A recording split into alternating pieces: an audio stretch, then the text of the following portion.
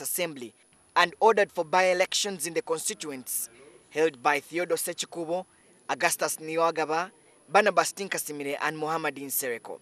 However, there is fear that the judgment could set a precedent in a country which is experimenting with a young multi-party democracy. Unless the Supreme Court reverses the decision of the Constitutional Court, there are concerns that the parties could rein in their members who don't portray blind loyalty and refuse to toe the official party decision.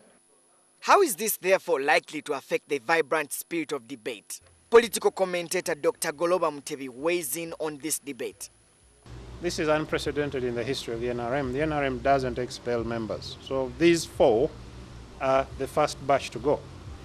And I think that that probably sends a message to those who have stayed in that there is a limit to how much you can test the party's resolve before they expel you.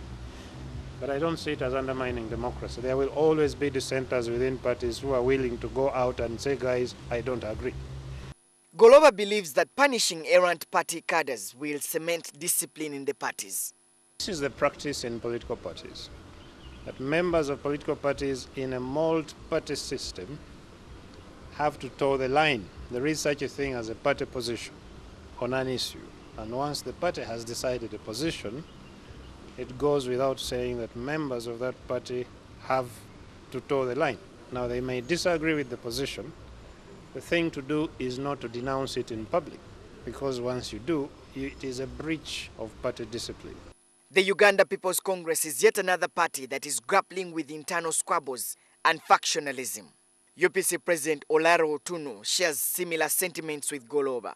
And in that context, it's very important to understand that when a party, a political party exists, you discuss, you debate, vigorous debates, but once you agree on a party position, then you align yourself with that position. That is what party discipline demands. Although Tunu says that discipline is a cornerstone of party cohesion, he spoke against the radical decision to expel MPs. We should not exploit that ruling. We should not, in a trigger-happy fashion, apply and invoke that ruling. We should be very restrained in the measures that we invoke against members, even when they have departed from party discipline. We should try to bring them back and only resort to measures of suspension or expulsion as an absolute outside result. That's what I'm saying. There are fears that the expulsion of members from their respective political parties could push more lawmakers to seek contesting for political office on the independent platform.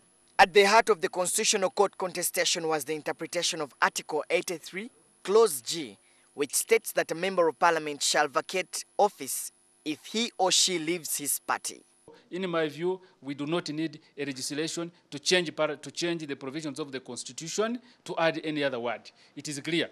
That is why even it was not adopted when an amendment was attempted to be brought to include this, because that word expulsion is redundant. It is implied in the word leave. Solomon